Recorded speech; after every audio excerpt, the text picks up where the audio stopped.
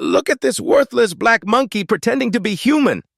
Richard Blackwood's voice drips with venom as he speaks in Japanese, loud enough for his business associates to hear.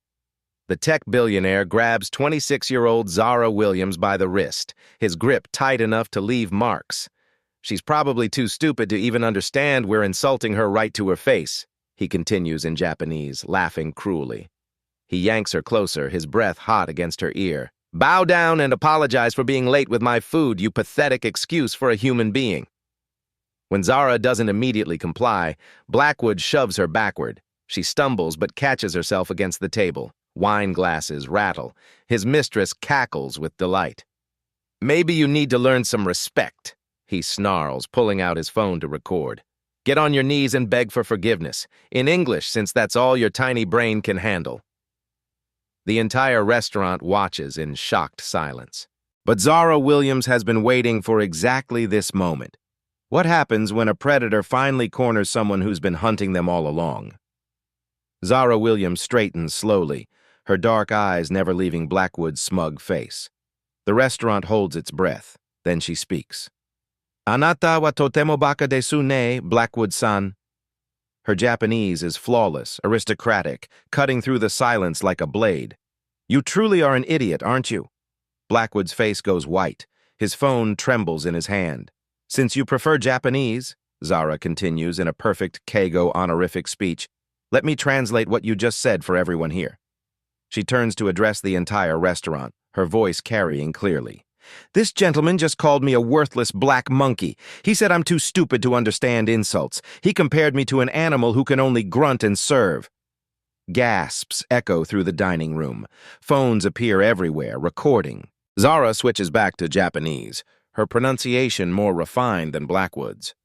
Your accent is terrible, by the way. You sound like a tourist who learned from Google Translate. Shameful for someone claiming business expertise in Tokyo. Blackwood's business associates exchange uncomfortable glances. His mistress slides lower in her chair. And about that photo you wanted to send to your Tokyo partners?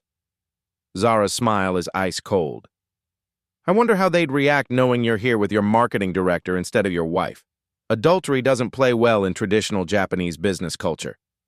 The color drains completely from Blackwood's face.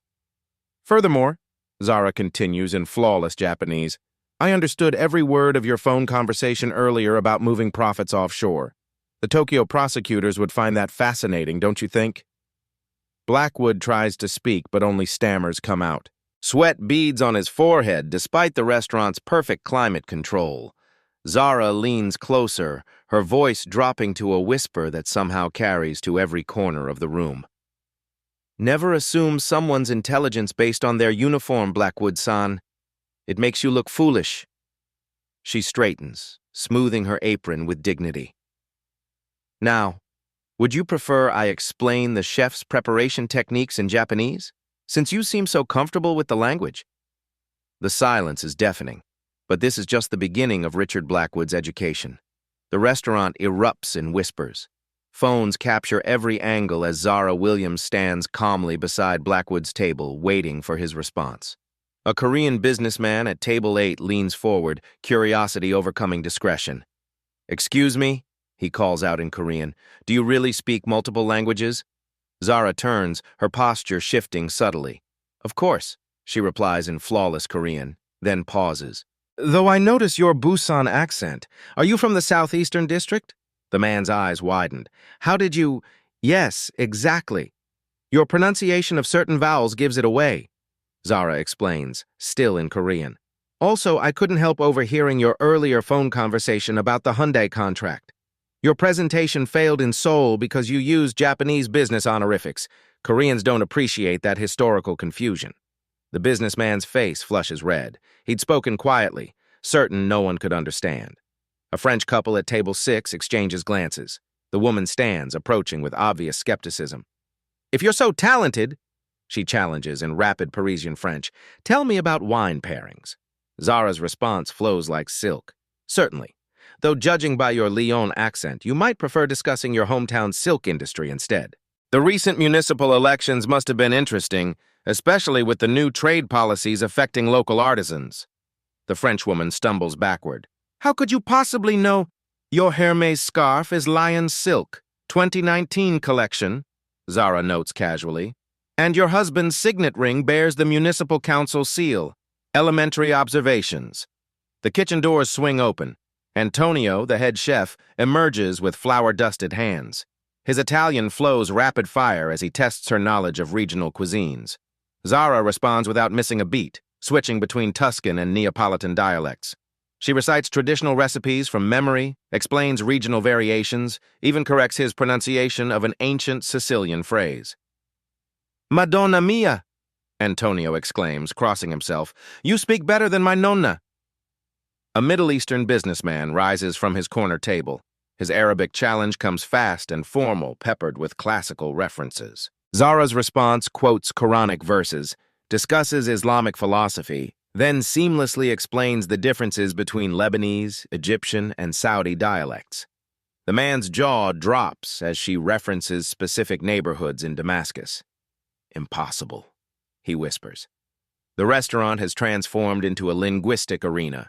Servers abandon their stations. Kitchen staff crowd the service window. Every conversation has stopped except for the babble of languages surrounding Zara. Blackwood sits frozen, his earlier confidence evaporating like steam. Sweat stains his expensive shirt. Leaving so soon, Blackwood-san? Zara's voice carries across the dining room as he starts to rise. He freezes mid-motion. But you haven't heard my Mandarin yet. Her smile is predatory. I believe you have manufacturing contracts in Shanghai. Perhaps we should discuss your creative accounting methods. Blackwood's face goes ashen. Those conversations were supposed to be private. I understood every word of your phone call about moving profits offshore, Zara continues in perfect Mandarin, then switches back to English. Fascinating tax strategy. I'm sure the IRS would love to hear about it. The French woman pulls out her phone, frantically typing. The Korean businessman is already posting on social media.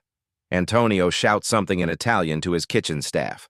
Multiple native speakers surround Zara now, each confirming her fluency in their languages. The Korean businessman bows respectfully. The French couple requests her card.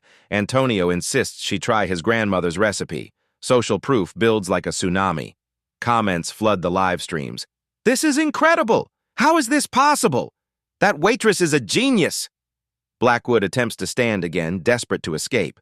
One more thing, Zara calls out, her voice cutting through the multilingual chaos. Your Japanese pronunciation earlier? It was embarrassing. You sounded like a child attempting adult conversation. The Japanese businessman at table 4 nods vigorously. She's absolutely right. His grammar was atrocious. Every phone in the restaurant is now recording. The story is already spreading across social media, tagged and shared by dozens of witnesses, but the crowd has no idea they're witnessing something unprecedented. How does a waitress know classified business information? How does someone serving tables speak 8 languages fluently? Richard Blackwood is about to discover that his stupid monkey has been hunting much bigger prey.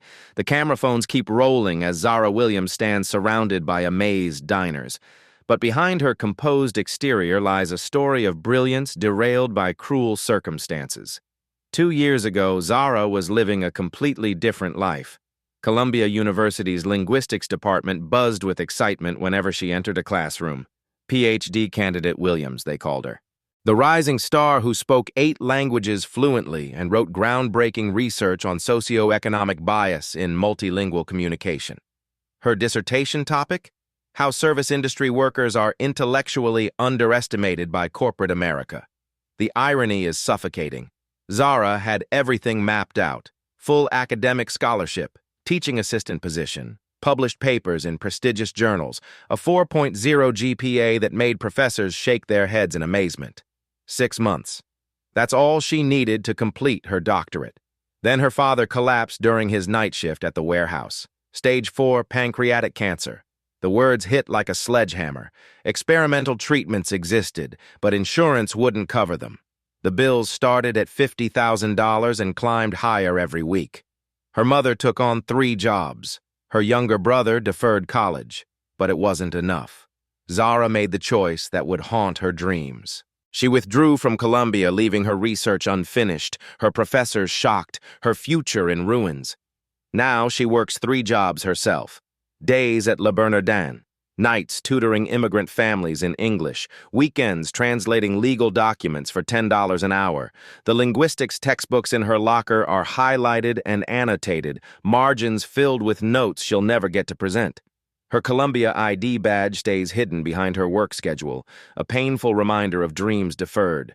In her wallet, she carries an unopened letter from the university, her completion notification, waiting for the day she can afford to return. Every night, she studies the wealthy patrons at Le Bernardin. She watches how they dismiss the staff, how they assume intelligence correlates with income, how they treat service workers like invisible objects.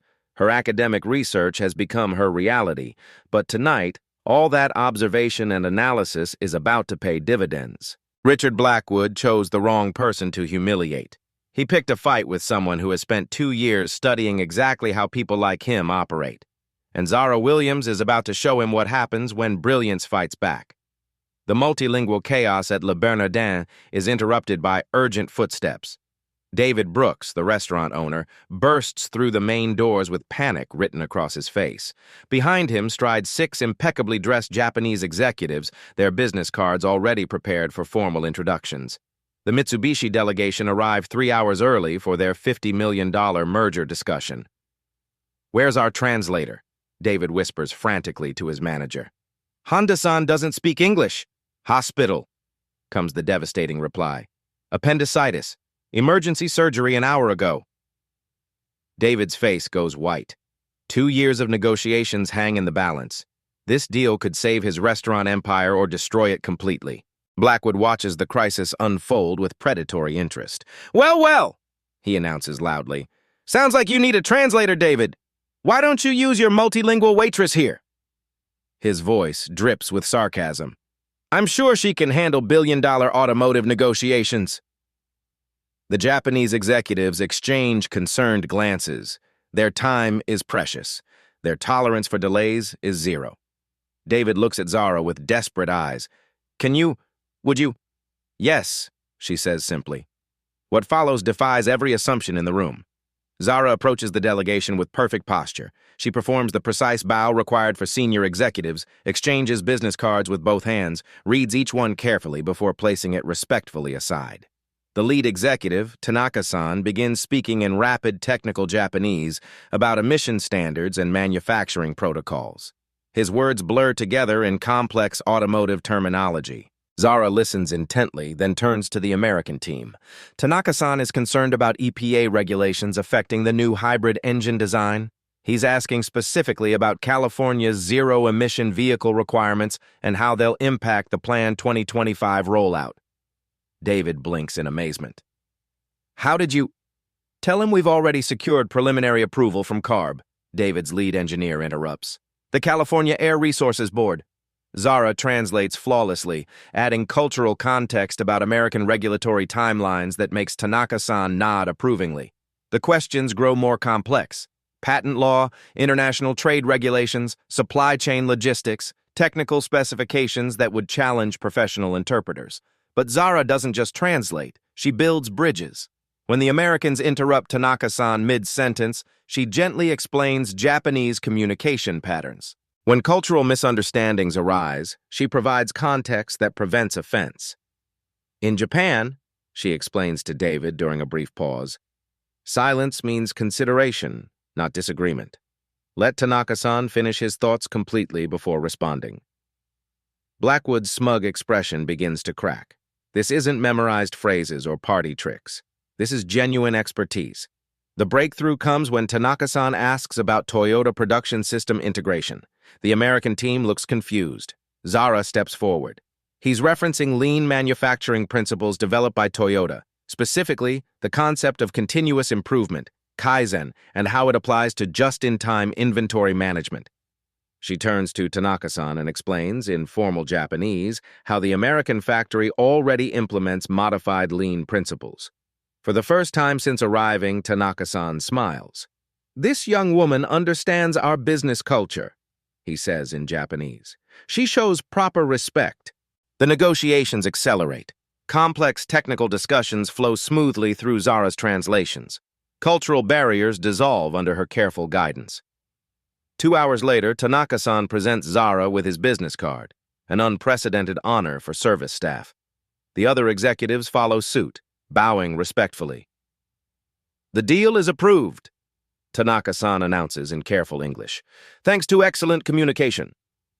David nearly collapses with relief. $50 million secured, his restaurant saved. But Blackwood's face has turned an ugly shade of purple. His stupid monkey just navigated international negotiations that would challenge Harvard MBAs. The business cards on Zara's station represent more than professional courtesy. They're proof that brilliance can't be hidden forever. And Richard Blackwood is beginning to realize he's made a very dangerous enemy. The Japanese delegation's success should have been a victory. Instead, it becomes the opening shot in Richard Blackwood's war of destruction. Within hours, his social media team springs into action. Edited videos appear across platforms showing Zara appearing aggressive and threatening. Clever cuts remove context, making her linguistic skills look like attacks on customers. "Violent waitresses terrorize patrons," reads one viral post. "Dangerous staff creates an unsafe dining environment," claims another. The narrative spreads like poison through carefully orchestrated channels. Lifestyle influencers share concerns about restaurant safety. Fake reviews flood Yelp and Google, all mentioning the unstable employee who attacked customers without provocation. But Blackwood's real weapon is economic pressure. He works his network methodically. Phone calls to wealthy regular customers, threats disguised as friendly advice. Choose between one hostile waitress and $500,000 in annual business. The message is clear: fire Zara Williams or lose everything. David Brooks finds himself trapped between principle and survival. Vendors start demanding immediate payment on invoices they'd previously allowed 30 days. Food critics cancel planned reviews. Private party bookings mysteriously evaporate. The legal assault begins Tuesday morning. White shoe law firm letterhead arrives by courier. Cease and desist demands, defamation claims, privacy violations for recording without consent in a public restaurant.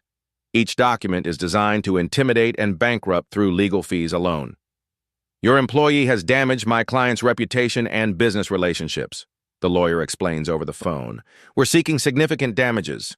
The workplace sabotage is subtler but more devastating. Blackwood's people spread rumors among the staff. Layoffs are coming if Zara stays. The restaurant is losing customers because of her outburst. Everyone's job depends on getting rid of the troublemaker. Former allies avoid eye contact. Conversations stop when she approaches. Her work schedule gets cut to part-time hours while others receive overtime. Someone vandalizes her locker. Racial slurs scrawled in permanent marker. Her linguistics textbooks were torn and scattered. The Columbia ID badge she kept hidden now trampled underfoot. The psychological warfare intensifies. Planted customers arrive with specific instructions. Provoke the angry waitress. Get her to lose control on camera. Record everything for maximum viral impact. They make casual comments about her failed academic career. They call her a dropout playing pretend. They ask why she couldn't cut it in the real world. One actor goes too far, mentioning her father's medical bills with fake sympathy. Daddy must be proud his daughter couldn't handle college pressure. Zara's hand trembles as she holds the water pitcher. For one terrifying moment, she nearly throws it. The breaking point comes Thursday evening. A well-dressed woman arrives claiming to represent Columbia University. She speaks loudly enough for other tables to hear. "We're investigating reports of academic fraud," she announces. "This person allegedly falsified research credentials and plagiarized her thesis work." The words hit like physical blows. Customers stare, servers whisper, kitchen staff shake their heads in disappointment, but this is where Blackwood overplays his hand. David Brooks, watching from the bar, pulls out his phone. A quick Google search reveals the truth. Dr. Zara Williams, published researcher, glowing faculty recommendations, academic achievements that would impress any university. The Columbia representative has no university email address, no official identification, no knowledge of actual academic procedures. David realizes he's watching character assassination in real time. In the supply closet, Zara sits alone among torn pages of her research notes. 2 years of careful study, a lifetime of dreams, all under attack by one man's wounded ego. But she's not broken. She's calculating. because tomorrow, Richard Blackwood is about to discover that systematic harassment works both ways, and Dr. Zara Williams has been taking very careful notes. Friday morning brings devastating news across Manhattan's restaurant district. Daniel, the upscale competitor 3 blocks away, has been hit by a severe food poisoning outbreak. 53 people were hospitalized. The health department launches a citywide inspection blitz. At Le Bernardin, David Brooks's phone won't stop ringing. Every high-end restaurant is on high alert. One failed inspection means closure, lawsuits, and financial ruin. The inspector arrives at 10 a.m. sharp. Kim Yoon-hee steps through the front doors like a force of nature. Her reputation precedes her. Zero tolerance, perfectionist standards, and a language barrier that has destroyed restaurants before. She speaks only Korean, distrusts interpreters after previous establishments used fake translators to hide violations. David's face goes white. "Where's our regular translator?" "Seoul," his manager whispers. "Family emergency, won't be back for 2 weeks." "The backup? Sick with flu, the hospital confirmed." Panic spreads through the kitchen. 40 jobs hang in the balance. David's life savings, invested in 3 restaurant locations, could disappear with one failed inspection. From his corner table, Blackwood watches the crisis unfold with predatory satisfaction. "Looks like you need professional help, David," he calls out mockingly. "Maybe your diversity hire can save you again." His voice drips with sarcasm. "I'm sure party tricks work on health inspectors, too." Kim Yoon-hee begins her inspection methodically. Temperature logs, storage protocols, sanitation procedures. Her Korean questions go unanswered, increasing her frustration and suspicion. David gestures helplessly, trying to communicate through broken phrases and hand signals. Kim's expression grows darker with each failed interaction. Then Zara approaches. Her Korean greeting is formal, respectful, and perfectly pronounced. Kim's eyebrows raise in surprise as Zara explains the staff's eagerness to cooperate fully with the inspection. "You speak Seoul dialect," Kim observes, switching to more comfortable rapid Korean. "Where did you learn?" "Academic study," Zara replies. "I have great respect for Korean health standards, much more thorough than American protocols." Kim's posture softens slightly. Finally, someone who understands proper procedure. The inspection transforms from confrontation to collaboration. Zara translates complex food safety regulations, explains HACCP protocols, bridges cultural differences in sanitation approaches. When Kim finds a potential thermometer calibration issue, disaster looms. In Korean, she begins explaining the violation that will shut down the restaurant. "Wait," Zara interjects respectfully. "May I explain the American calibration standards? There's a conversion difference between Celsius and Fahrenheit protocols that might resolve this." The explanation is technical, precise, and culturally sensitive. Zara discusses Korean fermentation safety standards, mentions specific Seoul restaurant regulations, and finds common ground between 2 different systems. Kim listens intently, then nods. "Acceptable. Mark was corrected on site." The inspection continues for 3 hours. Every question flows smoothly through Zara's translations. Every concern receives thoughtful, culturally appropriate responses. Kim's final report gives Le Bernardin the highest marks in the city.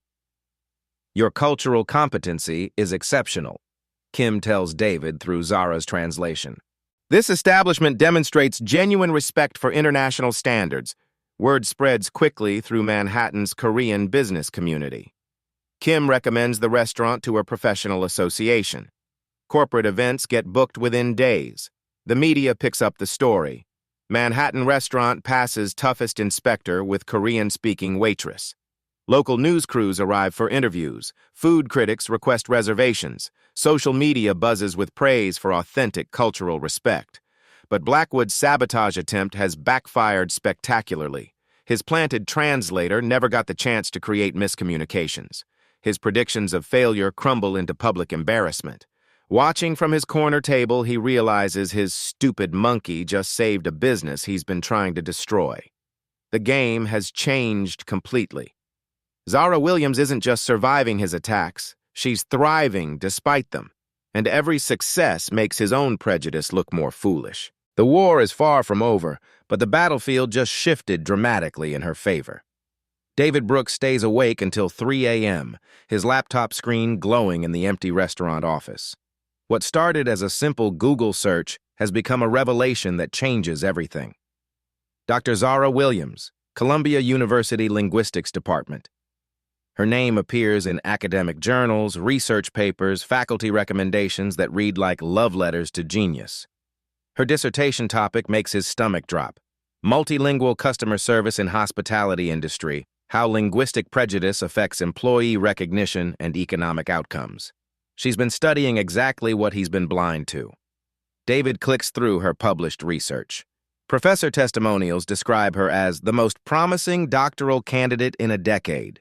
Her departure was the department's profound loss. He finds her academic advisor's contact information and makes an impulsive decision. The phone rings twice before a sleepy voice answers. Professor Martinez speaking. I'm calling about Zara Williams, David begins. She works at my restaurant, but I think there's been a terrible mistake. 30 minutes later, David understands the full scope of his failure. The brilliant researcher was forced to abandon her dreams. The academic star was reduced to serving tables. The linguistic expert hidden behind a server's uniform. The business calculation is simple. Lose Blackwood's $200,000 annually or lose his integrity forever. Monday morning, he calls a staff meeting. I need to make an announcement about Zara Williams, David begins, holding her academic credentials. I've been an idiot. He reads her qualifications aloud. PhD candidate in linguistics, published researcher, academic honors that would impress any university, faculty recommendations that border on worship. I made assumptions based on her uniform instead of her abilities, he admits. That ends today. The new business cards arrive Tuesday afternoon. Dr. Zara Williams, Director of Cultural Relations. The title is unprecedented in the restaurant industry. Her salary jumps from $15 per hour to $75,000 annually, plus benefits. Educational support to complete her PhD, professional development budget for conferences and training. The uniform changes to professional attire. The serving station becomes a dedicated office space with computer and reference materials. Decision-making authority over cultural events and international client relations. But Blackwood's network pushes back immediately. Choose her or our business, threatens a consortium of wealthy regulars. We won't dine where political correctness destroys excellence. Corporate pressure mounts. Other business owners threaten boycotts. The media plant stories about DEI hires destroying fine dining standards. You're ruining your restaurant for a diversity quota, Blackwood sneers during a tense confrontation. Your investors will abandon you. David's response surprises everyone, including himself. My investors will respect competence when they see it, he says calmly, and anyone uncomfortable with recognizing talent can dine elsewhere. The staff reaction splits predictably. Some servers worry about hierarchy changes. Others begin sharing their own hidden talents, inspired by Zara's recognition. Within weeks, the restaurant culture transforms. The Korean health inspector's recommendation brings international clientele. Business travelers specifically request Zara's cultural expertise. Food critics note the innovative approach to hospitality. Reservation waiting lists stretch months ahead. Blackwood's isolation grows as business associates question his judgment. Social media sentiment turns against obvious prejudice. His own company's PR team advises distance from controversy. But he's not finished yet.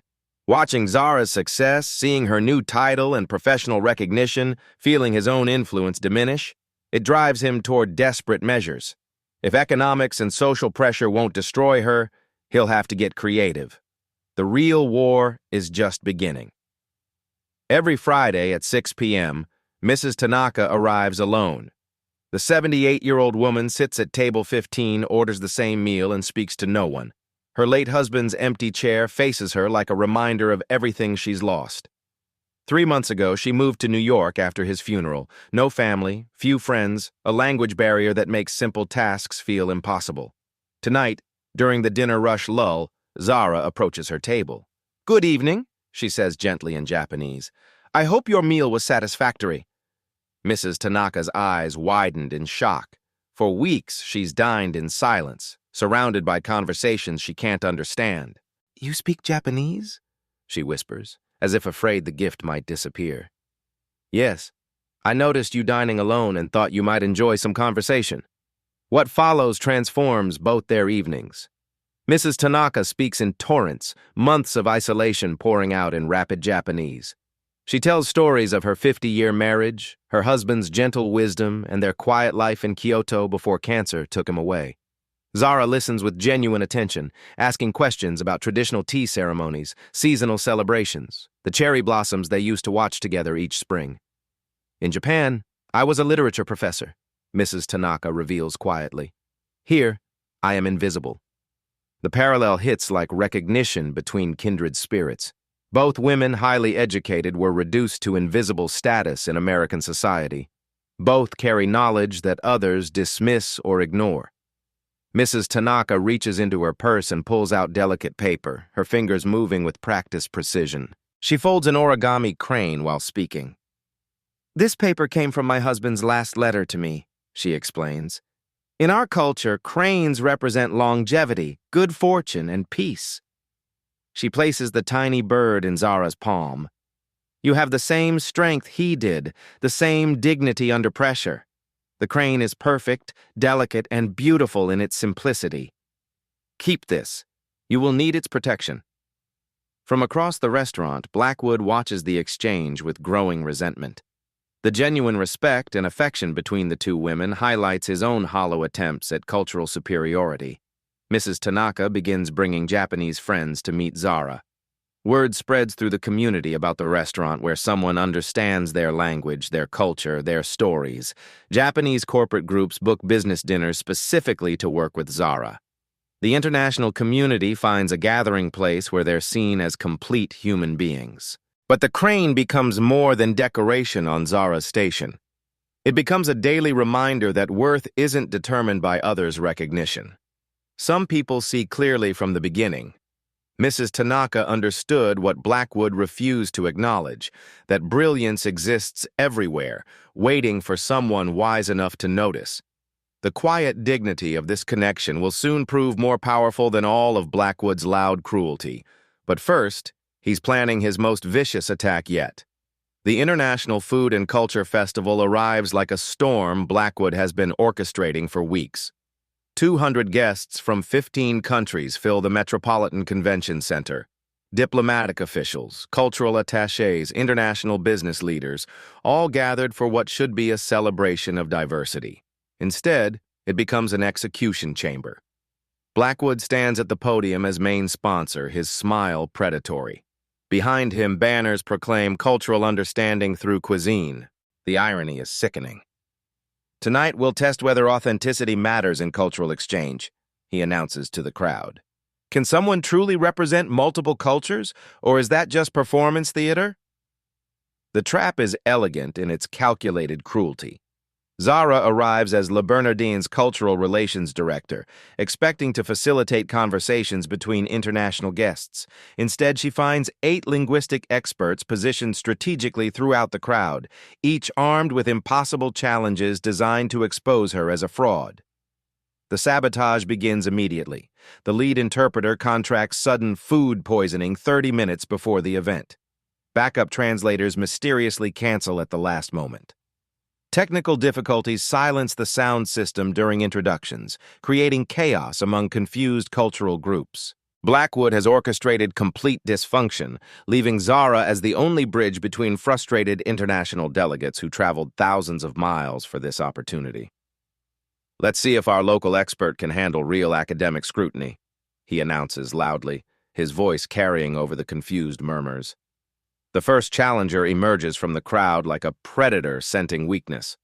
Professor Yamamoto from Tokyo University's literature department approaches with academic arrogance. His Japanese flows in classical Heian period poetry, archaic phrases that would challenge professional scholars who've spent decades studying ancient texts. "Translate this passage about seasonal mourning," he demands, reciting obscure verses about courtly love and political isolation. The crowd watches expectantly, phones recording what they assume will be public humiliation. Zara doesn't just translate, she dissects the poetry with surgical precision. That's from The Tale of Genji, Chapter 15. The poetic meter suggests Murasaki Shikibu's commentary on political isolation during the Fujiwara period. However, Professor, your pronunciation of the archaic particles is slightly incorrect.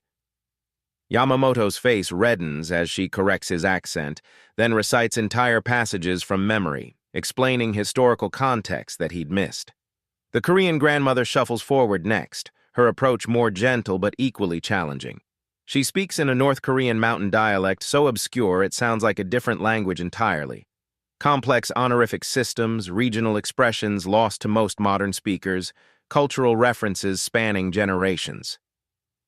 Zara responds with appropriate formality, discussing traditional food preservation techniques specific to those mountain regions.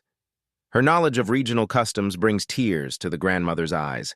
"You sound like my lost granddaughter," the elderly woman whispers through an interpreter.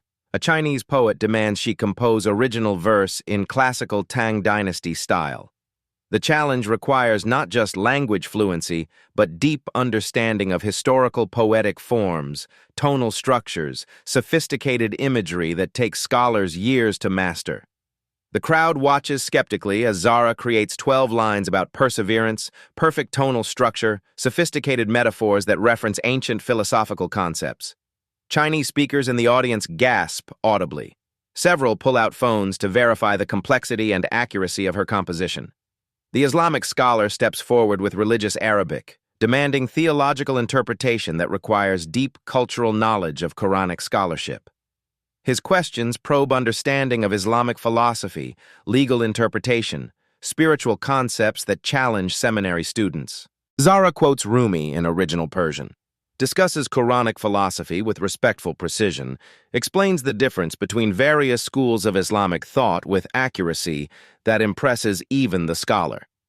The Russian physicist presents quantum mechanics terminology with no English equivalents, scientific concepts that barely exist in translation, mathematical principles that require intimate understanding of both languages and advanced physics.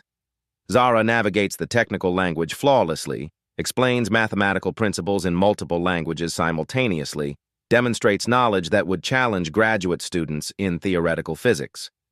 The German philosophy professor arrives with condescending arrogance, testing her on Nietzsche and Heidegger concepts, using deliberately complex philosophical German designed to confuse and intimidate.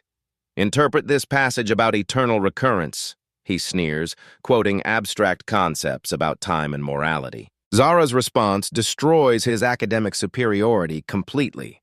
She recites, "Thus spoke Zarathustra" from memory in original German, then points out his fundamental misinterpretation of Nietzsche's metaphor. "You're confusing temporal cycling with eternal return," she explains with calm authority. The distinction is crucial to understanding Nietzsche's critique of Christian morality. The professor backs away, thoroughly humiliated before his academic peers.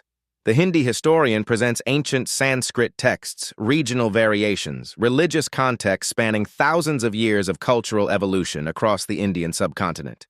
Zara discusses Mughal period literature, quotes ancient texts with perfect pronunciation, explains the historical evolution of Hindi from its Sanskrit roots, and demonstrates knowledge of regional dialects that most native speakers have forgotten. The wine expert arrives with the most challenging test yet: obscure French terroir terminology, regional dialects, sensory descriptions that require intimate knowledge of specific vineyard characteristics across multiple French wine regions. Describe the difference between Burgundy subregions using proper sommelier vocabulary, he challenges, expecting failure. Zara's response flows like poetry: mineral compositions, climate variations, soil types that affect grape development. She discusses each commune's characteristics, identifies specific vineyard plots by their wine signatures, uses technical vocabulary that impresses even master sommeliers. "I thought I was testing a waitress," the expert admits publicly. "I was completely wrong." But Blackwood, desperate as his experts fail one by one, plays his final, most vicious card. He brings all 8 challengers forward simultaneously, creating a cacophony of multiple languages, hoping to overwhelm her through sheer volume and confusion. "Let's see you handle this chaos," he shouts over the linguistic storm. What happens next defies human comprehension and silences the entire convention center. Zara addresses all 8 experts simultaneously in their respective languages. Her voice carries clearly despite the noise, switching between complex technical discussions faster than the crowd can follow, maintaining separate conversations about poetry, wine, physics, and philosophy without missing a single nuance. She recites portions of her unpublished dissertation from memory in 3 languages, provides specific citation details, research methodology, data sources that would be impossible to fake or memorize. Each challenger falls silent as she demonstrates knowledge that surpasses their own supposed expertise. The crowd realizes they're witnessing systematic harassment, not legitimate academic testing. Live comments on social media turn overwhelmingly pro-Zara. Expert after expert publicly endorses her extraordinary abilities. Blackwood's public meltdown begins with pathetic desperation. "This is political correctness," he shouts, his voice cracking. "Fake credentials, academic fraud." Security approaches as he becomes increasingly erratic, his polished veneer cracking completely on live television. The crowd watches a billionaire destroy himself before 2 million viewers. Richard Blackwood just created an international symbol of brilliance triumphing over prejudice. The transformation is about to be complete. The live stream ends, but the reckoning has just begun. Within hours, the festival video spreads across every social platform. 2 million views become 10 million. International news outlets pick up the story. "Billionaire's racist attack backfires spectacularly" trends worldwide.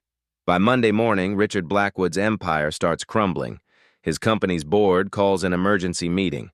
Stock prices plummet 15% as investors flee the controversy. Partnership contracts get canceled by Asian business associates who watched him humiliate himself on global television. The Japanese partners who signed the $50 million deal sent a formal statement. "We cannot maintain business relationships with individuals who demonstrate such profound cultural disrespect. Korean manufacturers withdraw their contracts. Chinese suppliers demand immediate payment on outstanding invoices. His international business network collapses like dominoes." The legal team arrives Tuesday with devastating advice. "Your harassment campaign is documented across multiple platforms," the lead attorney explains grimly. "Every fake review, every coordinated attack, every planted agitator, all traceable back to your social media firm. The evidence is overwhelming. Screenshots of payments to actors who provoked Zara, email chains coordinating the fake Columbia representative, financial records showing bribes to create restaurant crises. We recommend immediate public apology to minimize damages," the lawyer continues. "The alternative is criminal harassment charges and civil suits that will bankrupt you." Blackwood's world becomes a prison of his own making. His wife filed for divorce Wednesday morning, citing public humiliation and character revelation in legal documents. The proceedings are brutal. She demands half of everything before the harassment lawsuits drain their accounts. Social isolation follows financial ruin. Country club membership gets revoked. Elite social circles close their doors. Former friends cross streets to avoid association with his toxic reputation. The forced confession arrives Friday. Standing before news cameras, Blackwood reads a prepared statement with dead eyes. "I made serious errors in judgment regarding Miss Williams. My behavior was inappropriate and reflected poorly on my character. But his Japanese business partners demand more. Traditional culture requires proper acknowledgement of shameful behavior." The video of Richard Blackwood performing dogeza, full prostration bow, spreads across Asian social media like wildfire. The billionaire who called someone a stupid monkey groveling on camera becomes a symbol of justice served. Meanwhile, Zara's transformation accelerates beyond anyone's imagination. Columbia University calls personally. Full PhD funding, expedited completion, research assistantship that pays more than her restaurant salary. Academic offers pour in from Harvard, Stanford, MIT. International universities compete for her enrollment. The woman Blackwood called too stupid to understand becomes the most sought-after linguistic scholar in America. Publishing houses bid on her book rights. Netflix offers documentary deals, TED Talks, corporate speaking engagements, diversity training contracts. Opportunities multiply faster than she can evaluate them. The restaurant industry transforms around her success. Le Bernardin became the model for cultural hospitality. Other high-end establishments create similar cultural liaison positions. Universities develop hospitality linguistics programs based on her research. New York City considers multilingual service standards for restaurants. The Zara Williams Protocol enters academic literature as a case study in recognizing hidden talent. Her speaking fees start at $50,000 per event. Corporate diversity programs compete for her consulting services. The foundation she establishes supports 2,000 students annually. The personal vindication runs deeper than professional success. Her father's medical bills disappear under the weight of her new income. Experimental treatments become affordable. Her mother reduces her work schedule for the first time in years. Her brother returns to college debt-free, inspired by his sister's resilience. The family dinners she missed during her darkest period resume with tears of pride and relief. The PhD completion ceremony becomes a media event. Cameras capture Dr. Zara Williams crossing the stage, her cultural relations director badge pinned next to her academic hood. Her dissertation defense draws standing room-only crowds, linguistic bias in professional settings, a participant observer analysis, becomes required reading in business schools nationwide. The research that began as academic theory transforms into lived experience, then into systemic change affecting thousands of workers previously dismissed by their uniforms. But the sweetest victory comes in quiet moments. Mrs. Tanaka attends Zara's graduation, her origami crane displayed prominently in Zara's Columbia office. The elderly woman who saw brilliance when others saw only a waitress becomes an honored guest at cultural events. The Japanese business community adopts Zara as an honorary family. Korean associations request her guidance on cultural bridge programs. International organizations seek her expertise on cross-cultural communication. The ultimate irony arrives 6 months later. Blackwood's replacement at his former company specifically requests Zara's consulting services for Asian market expansion. The racist who tried to destroy her career now pays premium rates for her expertise. Court-ordered community service requires him to attend cultural sensitivity training, programs that use Zara's research as foundational material. His mandated college linguistics course includes her published papers as required reading. The stupid monkey he tried to humiliate becomes his unwilling teacher. The final confrontation happens at Le Bernardin. Forced to attend a business dinner as part of his reduced circumstances, Blackwood sits at table 12, the same spot where this began. His new position in a smaller company requires him to court international clients.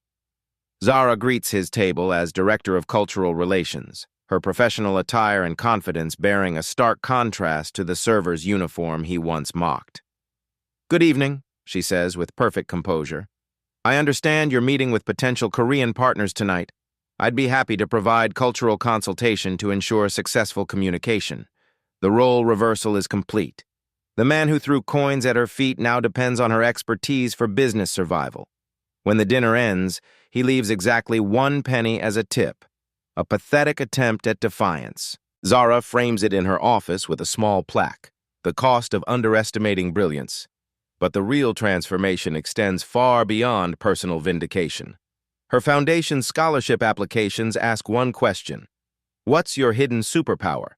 Because everyone has one, society just needs to learn how to see it. The program has helped 500 graduates reclaim their professional identities. Changed recognition policies affect 10,000 families. Economic impact reaches $50 million in improved wages for reclassified workers. The ripple effects continue expanding. Healthcare systems recognize immigrant doctors working as orderlies. Universities discover janitors with advanced degrees. Corporations find multilingual customer service advantages they never knew they had. Dr. Zara Williams becomes more than a success story. She becomes proof that talent exists everywhere, waiting for someone wise enough to notice. The woman Richard Blackwood tried to destroy now transforms the very systems that enabled his prejudice. Justice, it turns out, tastes sweeter than revenge.